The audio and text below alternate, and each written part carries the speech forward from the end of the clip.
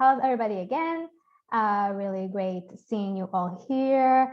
You already know who I am, so I'm just gonna jump straight to our great speakers. First, we have Jacob Magid, who is the Times of Israel US correspondent and the former West Bank correspondent, and Laura Kelly, who covers foreign policy for The Hill. So let's just start. Laura, I want to start with you. My first question is, do you think that there are inconsistencies with how the media portrays Israelis and Palestinians when writing about the conflict? Thanks, Adi, and thank you everyone for joining this panel. I'll just introduce myself really quickly. I'm a foreign policy reporter for The Hill based in Washington, D.C., but I lived and worked 4 years in Israel. I worked for the Jerusalem Post there. And yeah, I've been in DC since 2017. So over the course of those, gosh, how long has it been? 8 years, almost 10 years. Oh my God. Looking at coverage of the Israeli-Palestinian conflict, and if there are discrepancies on either side, on both sides, and how we see the reporting. One of the things that I think about is how different outlets are covering the conflict and what their responsibilities are to their audience. So I work for an American outlet that mostly focuses on government. And for the most part, I really don't cover the Israeli-Palestinian conflict that much. I mean, this year, I covered it in May with the outbreak of fighting. And I was thinking about, why am I not covering it very much? And one of the reasons is that the Biden administration, for the first time in 5 presidential administrations, has not put forward a U.S. push for a peace process. So I'm no longer writing about, what are U.S. interests in resolving the conflict between the Israelis and Palestinians. It comes up at some times in different issues and how the U.S. interests with Israel. Of course, the U.S. is always going to bring up concern over human rights for Palestinians that are being infringed upon by the Israeli, that they feel are being infringed upon by the Israelis. And the Biden administration did restart relations with the Palestinians, but their relations are not as deeply tied as it is with Israel. So if there's discrepancies in how Israelis and Palestinians are covered in American media, particularly, I look at it as from, okay, what are we doing with each side and how much are we doing with each side? That requires kind of my attention. So that's one side from the American perspective. Great, thank you. Jacob, I want to move on to you. So in the past year, the protests of Palestinians against the potential eviction of Palestinians from the neighborhood Sheikh Jarrah in East Jerusalem dominated the news and also led to the crisis that erupted in Israel last May, as already mentioned here. One of the reasons it dominated the news is the heavy use of social media by Palestinians and also Israeli activists to raise awareness of that situation around the world. Do you think that this campaign was successful, that social media campaign, was it successful or not, given that the threat of evictions still remains today? You're muted. We're still, I think, 2 years in this pandemic, and I still don't know how to mute myself or unmute myself before talking. Sorry about that. I would say that it was incredibly effective. I think social media played even a bigger role than the quote unquote media on this issue. It was really, I think, a watershed moment for young Palestinian activists who for the first time in a long time managed to significantly influence the situation on the ground by indefinitely delaying these evictions. I'm sure every one of you saw posts on about Sheikh Jarrah on your Instagram feeds last May. This group of young Palestinian activists became a force to be reckoned with and one that wiped the floor with Israel in the field of public opinion, I would say. as Jerusalem tried to frame this evictions as a mere real estate dispute, rather Palestinians and these activists were more successful in approaching it as a broader ideological campaign by national religious groups in Israel, or Jewish groups, to expand the Jewish footprint in East Jerusalem at the expense of other populations. And we saw, I think, a fusion of media and social media playing out after this, in that The Nation, which is a left-wing US weekly magazine or online, which hired a Sheikh Jarrah activist named Mohammed Al-Kurd to become their Palestine correspondent. And it also, his hiring kind of exposed how hardline the young Palestinian generation has become, and some of these activists have become, which is obviously a result of many factors, but I guess it's a good for The Nation readers to see. I think it's been clear that there's been this stagnation in terms of progress in Palestinian politics, with more than 15 years having passed since the last election. And Palestinians have kind of lost faith in their leaders and the political system more broadly. What's further unfortunate, though, is that these young activists, who were clearly savvy enough to run a campaign that brought the stay in the eviction orders, haven't really managed to, I guess, unfortunately, depending on who you believe, but haven't really managed to turn their influence into political power, meaning that they have this luxury of being in East Jerusalem, where they're not in the West Bank and they don't have to be affiliated with Fatah and the Palestinian Authority, and they're not in Gaza and they don't have to be affiliated with Hamas, but they're gaining the support of both. But their aversion, but I think I would say it's a superficial comparison, but it reminded me of kind of the Egyptian activists in the Arab Spring, who were very effective in rallying the nation and the world around their cause and played a central role in the toppling of Mubarak. But those efforts didn't really translate into political power. Similarly here, they were able to delay the evictions, but there's not really a question of what is happening next. And I think that's been the limitation of this social media campaign. Obviously, it's easier said than done, but I think those are the questions that they're not really asking. So while the evictions are not off the table completely, I think it's clear that they were able to indefinitely delay them. It's unclear when they're going to take place. There was another one today that was also delayed. And I think Israel, the officials I speak with, they won't move on this issue given the Biden administration pressure on it. So there's a long answer to your question. Yes, long and very helpful. Thank you. Laura, I want to ask you, during your career, were there instances where you wanted to report a story, but were held back from getting the facts, either from the Israeli government or the Palestinian authorities? And if so, what was your strategy to get the information you needed? I would say for me personally, I never felt that I was really kind of like blocked against accessing facts or something like that. Never felt in any danger. Well, I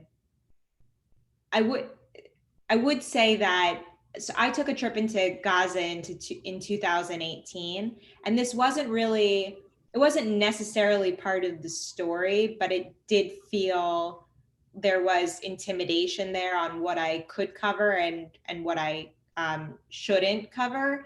And not even what I shouldn't cover, but just like I would be in the car with the person I had hired to be my fixer, to help me translate and to help organize interviews. And we had a driver as well. And so we would drive around Gaza City, and he would say, don't take pictures of this, don't take pictures of that. And that, in the instance, you're like, okay, somebody's telling you not to do something and you think it's for your safety, but then you kind of get a reality check and you're like, wait a second, this isn't how it's supposed to be. I'm used to reporting in America where I have freedom of speech and I have the freedom to question anything and everything. But that was, I felt the limits of that in that very small sense in that moment. Israel's kind of an interesting example. I didn't run into it in any antagonistic sort of way, but, and maybe Jacob can speak to this too. I don't know if he ever comes under this, but there's a military censor. So if you're writing a story and I guess has to do with the military in some aspects. Like one time I wrote a story and the person I interviewed was a sniper in the Israeli army. And he's like, yeah, I'm a sniper in the army. So I wrote that in the story. And I had to send the article before publication to the military censor, and they're supposed to read it over, and then they tell you, what you need to take out or something. And so they told me that I can't write that they have snipers because Israel doesn't acknowledge that they have snipers or something. And I think I probably took it out because in general, I like to make sure everyone is happy. And I didn't think that it was such a huge ask on their part. But there was a time in 2013 or 2014 or something where there was an event that happened in Israel and outside of Israel. And the international media was all reporting the story, but the military censor had said that the Israeli media couldn't report it. So it was a very odd situation. But those are kind of the two things that stand out the most to me as concrete examples. Otherwise, I mean, I'm an American who went over to Israel and speak English, and I don't speak Hebrew, I don't speak Arabic. So my limitations in stories was that I just really couldn't dive deep, and that I really could only talk to people who spoke English or had to go through a translator. And so I always felt self-conscious that I was not finding the best stories that I could to give people like the most accurate picture. And so that was tough, but that's pretty much the big ones that stand out to me. Yeah. Jacob, anything to add to that? Yeah, I think just talking about differences between I worked in Israel for about 4 years and covering stuff mainly in the West Bank. But in general, I thought the doggedness of reporters in Israel was at a level that I haven't seen in the US. Not to say they're obviously amazing reporters in the US and probably in some ways better in a lot of ways, but just the nonstop punt for scoop reporting and the investigative reporting I found to be quite high level. I think that's part of it is because the access in Israel is much broader because things are just more casual and the informal culture there. I wore khaki shorts to court hearings. I could never do that in America. It was quite lovely. And getting a senior minister's phone number is not that difficult relatively. And you can even get them to respond to a WhatsApp message. Whereas in the US, things are much more formal. Everything's done by email, and it's been hard getting used to that. And reporters are much more likely to have to go through spokespeople as opposed to just directly to the official you're trying to reach. And that makes reporting, I've found, a bit easier in Israel than it has been in the US my past year and a half here. As officials are also more willing to speak to the press than they are in the US. I think the exception actually was the Trump administration. And I had a little bit of time here while Trump was still in office, where kind of all bets were off. There wasn't really a clear, like a strict bureaucracy and everything. Just kind of, if you got a person's number and they were willing to speak, they were going to speak to you. They weren't going to like go through the press person to make sure it was okay to speak. And actually the UN is another place I've found where they're much more open to reporters. I think they really respect the job reporters do. I think Democratic administrations do as well, but they're much more married to the idea of a strict messaging, and they kind of recycle the same talking points dozens of times. Rather than providing kind of substantive answers to questions, which I found frustrating. They'll say, on the one hand, they'll say, look, but we're holding briefings every day. They didn't do that during the Trump administration. And they're not attacking the press like the way that the Trump administration did as well. But I found in a lot of these briefings that they're having every day, there's just not that much being said because they're so devoted to staying on message, which might be smart on their part, but it makes it a little bit frustrating, I think, as a reporter. Back to the landscape in Israel, though, I found that the more informal culture, while I talked about its perks, I think it's also led to more blurred lines and inappropriate relationships to form between reporters and senior officials. I think it was Yaakov Bardugo, who a famous talk show host and been in the headlines recently about something else, about being kicked off of his show. He's a big Netanyahu supporter, but also just a right-winger in general. And he bragged, I think about a year ago, about having had hundreds of conversations with Naftali Bennett, who's now prime minister. which I don't think is something that a reporter should really be bragging about. I think because these lines have been blurred and reporters are friends with a lot of these senior officials, I think it prevents some objectivity in the reporting. Another problem I've found is that the informal culture kind of leads to sometimes lower standards for what can be reported. For some reason, it's acceptable in Israel. There's a concept, it's called Meida B'Shem HaKatav, which means you're able to just basically an official's giving you information and you just are supposed to report it as fact without attributing to a source. And it's incredibly common in Israel. And nobody really seems to push back on this. And we're seeing the negative impact of this even in recent days. I think it was a few weeks ago, the Kalkalist Business Daily put out this bombshell report alleging that the Israel police were using the NSO's Pegasus spyware to tap the phones of dozens of senior officials, activists, and journalists. But in the weeks that followed, there hasn't really been a clear, the report had no sourcing. It was just stated as fact. It even gave a list of the names of the people that had their phones allegedly tapped. And it caused a major storm in Israel. People were calling for heads to roll. A state commission was demanded to be formed. But in the weeks that followed, Kalkalist has not provided any evidence, and police checks of the individuals who were named in the reports found no evidence that there was any police software on their phones. And a panel led by the Deputy Attorney General in Israel also found no substance to the claims. Now, there's no reason to necessarily, one should think the authorities are more right than more accurate than the police, or than the journalists. But when the journalist isn't providing any sourcing or substance to their claims, I think there's real reason to suspect or to be suspicious of the reporting. And I think that's just kind of an unfortunate reality of how the reporting is kind of done sometimes in Israel. Now, it's not always the case. Sometimes there are sourcing that it's done. But like another example that's very bizarre here, people use the terms sources, just like the plural for sources in Hebrew. Like if you speak to a source and they'll tell you, okay, say it as golmim. Tell them sources say. They just pluralize the official as if the reporter is talking to multiple people. Now that might be the case sometimes, but when it says sources say and then they give a quote, it's impossible for the sources to say in unison the same exact quote. That's how but it's reported that way. That's another, I think, unfortunate trait of journalism or media in Israel now. Hopefully it'll change. There are a lot of great things about the media and how it works. It's very dogged, as I said, but those are some kind of problems I've noticed.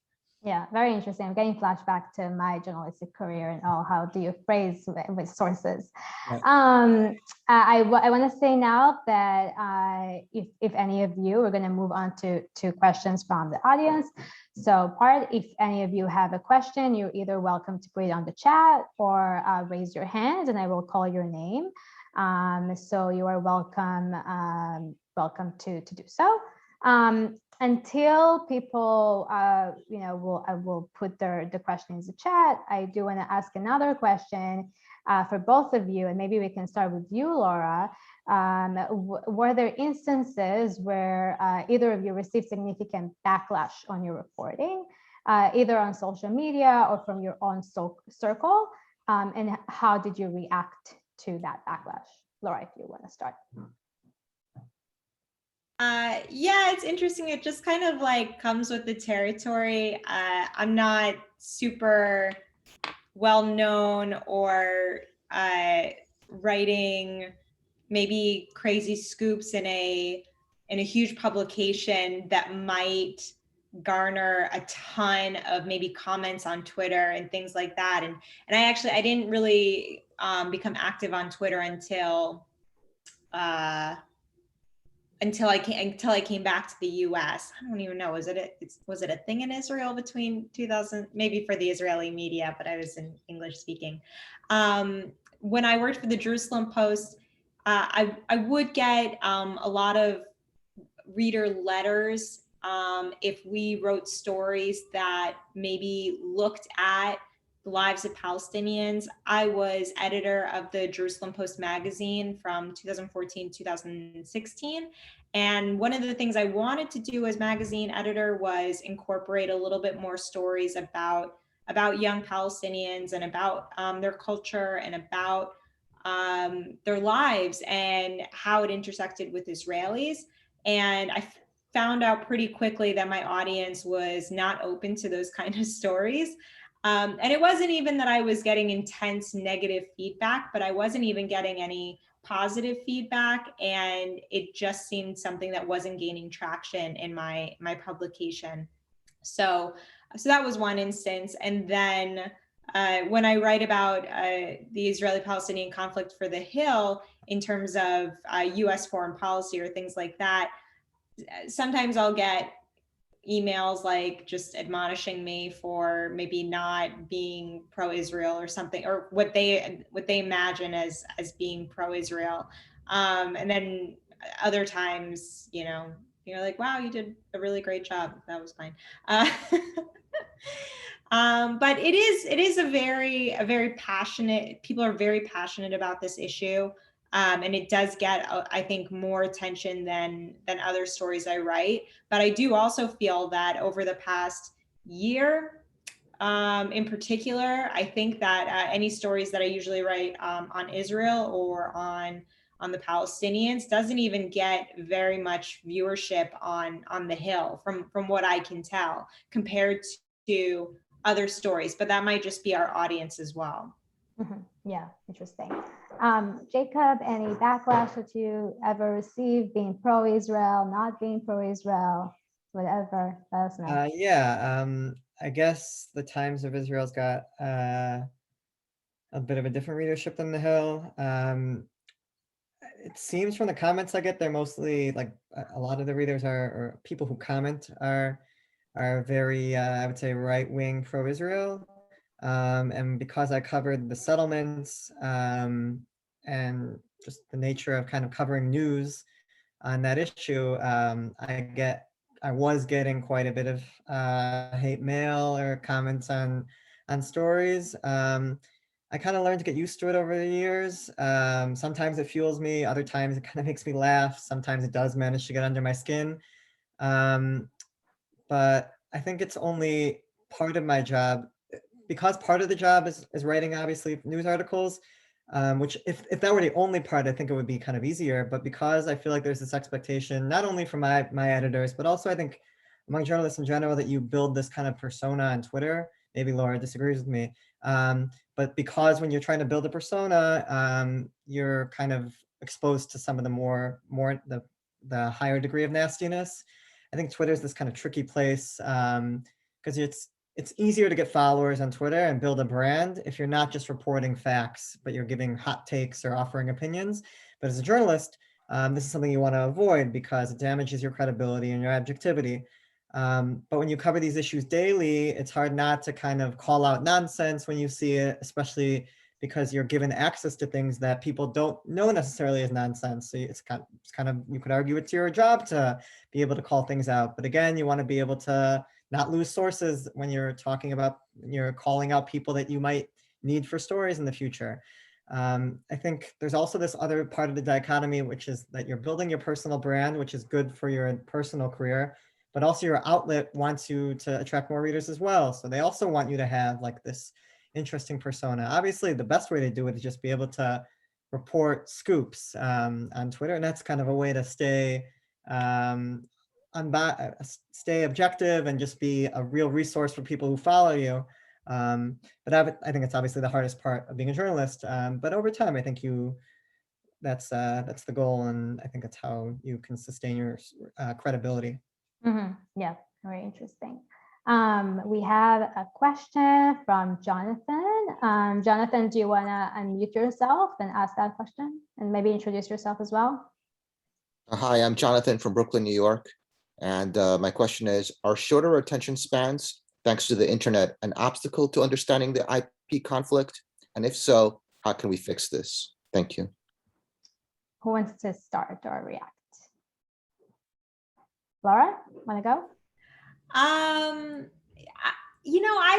don't know if shorter attention spans are contributing to a lack of knowledge on understanding the conflict, because the only problem would be if I have such a short attention span that I can't follow the nuances and hopefully write a good article that maybe somebody will read. And I mean, I think that the Israeli-Palestinian conflict, again, is like, it draws a lot of attention.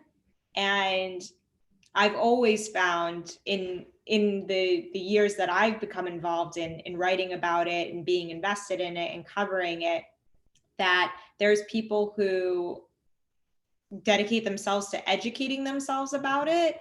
And then there's people who say, oh, that's yeah, it's such a shame, and they have an opinion on it that isn't fully formed or fully researched, and you kind of wonder, you know, what is their investment in it, and why do they want to have the opinion that they have? What is it part of their lives? I mean, I think the short attention span probably contributes to hate on Twitter. You know, they'll see something, and people who maybe just like to be antagonistic or so will just retweet something or write something hurtful and hateful, without fully understanding what they're reading or the implications of what they're reading. And that's a whole problem in itself. That's my take on it. Yeah. Jacob, anything to add, or should we move on to the next question? Okay. So I do want to ask, and again, I'm encouraging everybody else who wants to put a questions in the chat to do so. I do want to ask you, Jacob, about the U.S. media coverage of Israel. How do you view that? You know, since you kind of started working on those topics, if you want to share. Yeah, I would say that there's a bit of an obsession, I would think, with the Israeli-Palestinian conflict. And I think there's a ton of focus on the New York Times, sometimes often unfairly, like every single word that they write is kind of put under a microscope. But on this issue, I think it's worth talking about them, because I think it's also what a lot of us read. I think their coverage is excellent in terms of the style and the accuracy, but when Israel News leads the front page of the main section and the front page of the international section on a regular basis, I think it inflates the importance of the issue for readers. Like, for example, they did this lovely piece on what's called the Asi River, which is this nature park or in the kibbutz in northern Israel, which has become the center of this dispute between the Ashkenazi residents of the kibbutz and the non-Ashkenazi locals from around the area who want to be able to use the stream, while the kibbutz residents are saying that they can't. And it was a really well done story with incredible pictures. It really kind of captured the issue quite well.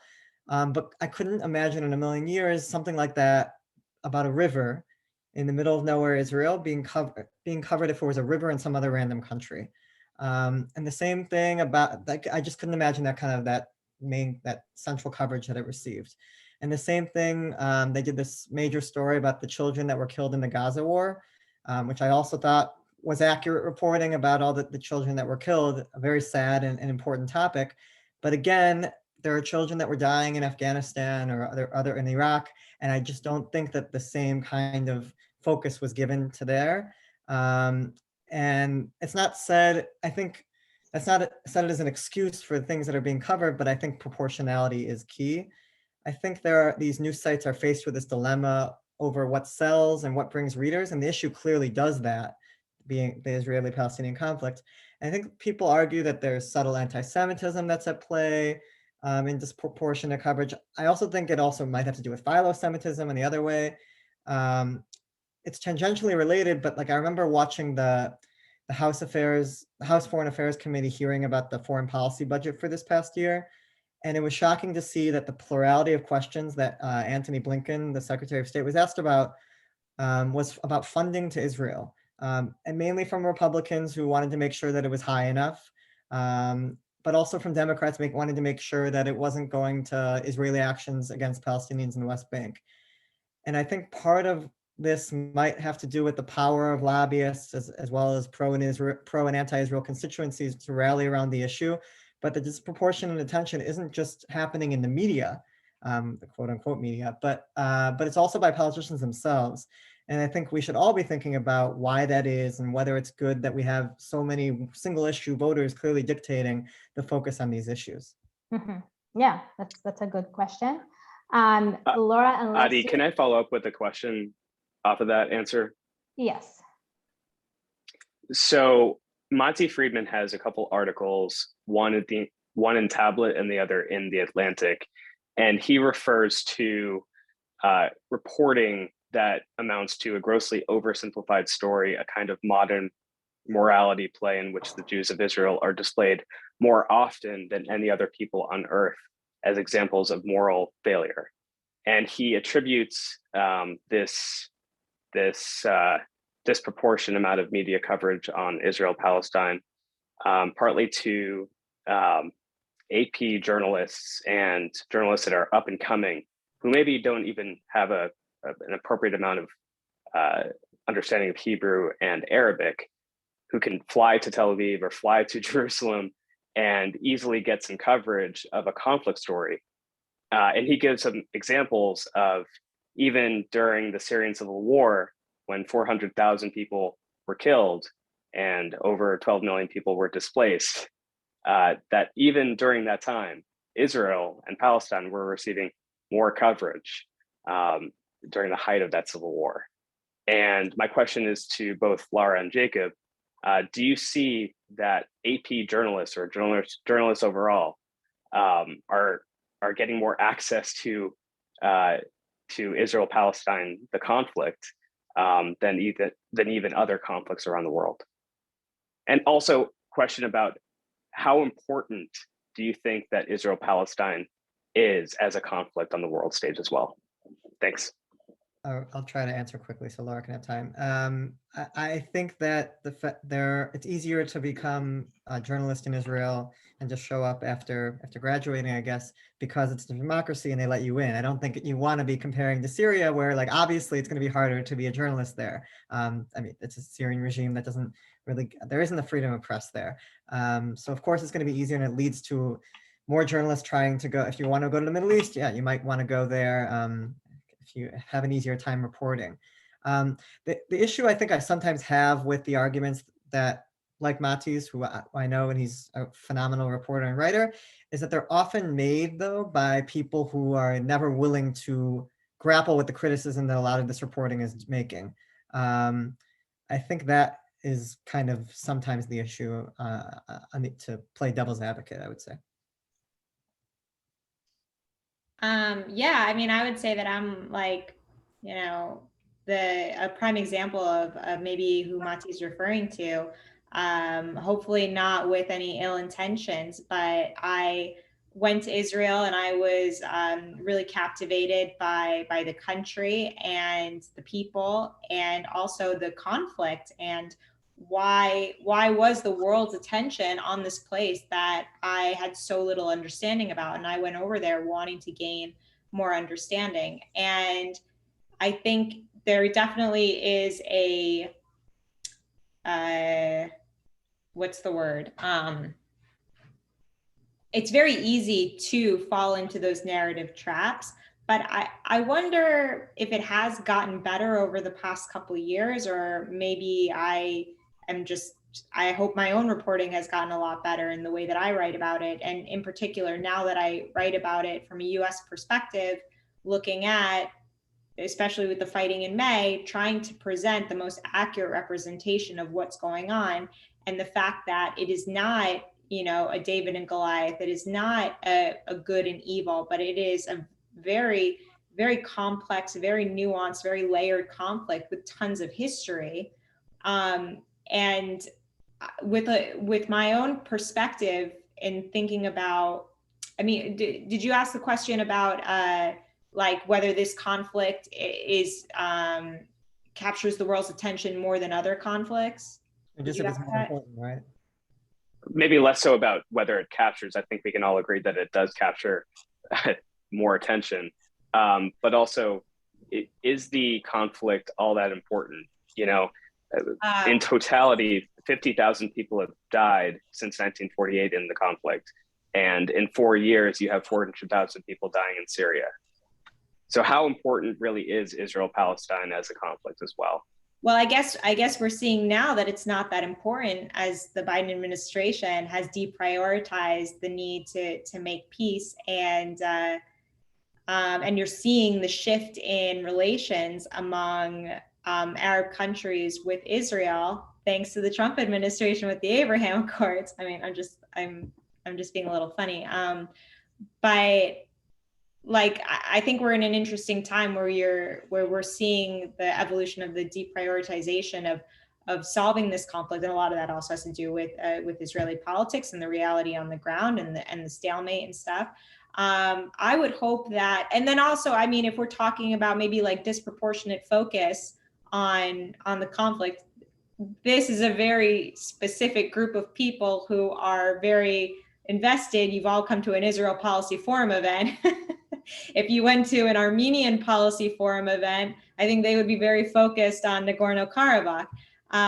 So what I would like to say is that from my experience of parachuting into Israel and parachuting into that conflict, I like to hope that it gave me a better perspective in that there are lots of conflicts around the world, lots of conflicts that have lasted for years, decades. Look at what's happening with Russia and Ukraine right now. I mean, that can be we are boiling it down to a simplicity, but the tensions and goes back, and the basis maybe for the conflict goes back centuries. I think even Putin said during his speech, he cited Catherine the Great or something like that in claims to Ukraine. And so I would hope that if people are looking at the Israeli-Palestinian conflict, maybe they can use it as a reference in seeing that there are other conflicts in the world, and that they are just as complex, just as longstanding, and yeah, maybe give everybody a little bit more empathy in the difficulties of resolving conflict.